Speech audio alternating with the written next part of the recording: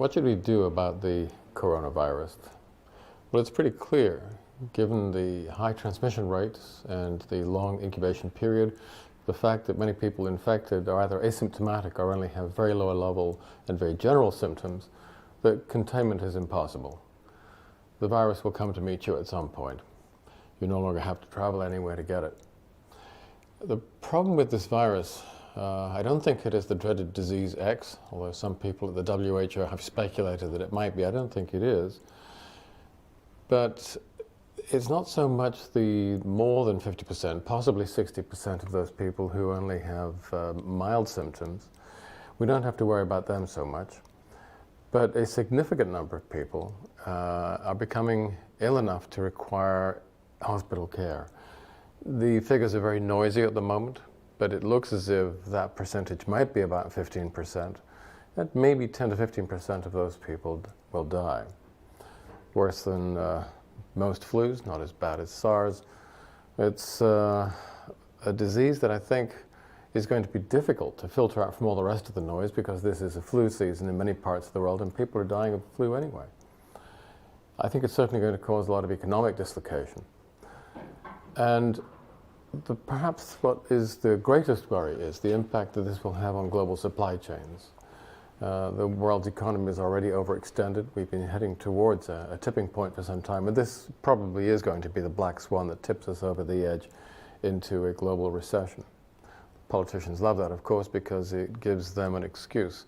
The excuse is their appalling policies which have actually created this situation.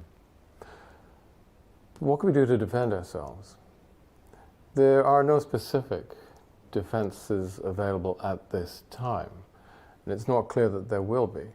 But I think in general it's a good idea to try and make yourself as healthy as you possibly can. We know that the people who are most likely to die are the elderly and those with a serious comorbidity. We know that with the tools that we have available, we can improve people's general health. We can basically improve their metabolic age. Now, this is not a specific form of protection, but it is a general form of protection. It may well be a way in which we can reduce the general impact of this virus at the level of our personal circles, our families, our communities, and possibly nationally.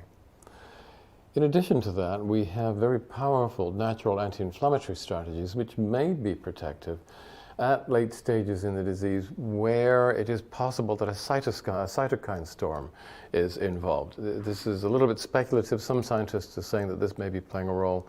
I don't know if this is a consensus yet.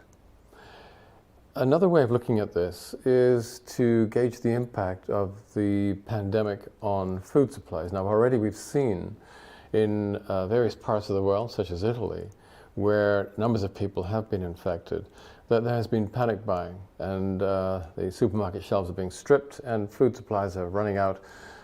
People who haven't taken precautions are going to find, I think, it difficult over the next few weeks, possibly months, to maintain a good nutritional status. That's actually another good reason, in my view, to make sure that you have access to the right pharmaconutritional tools, to make sure you have the right basic nutrients, even if the only foods that are available are stripped all the way back down to basics.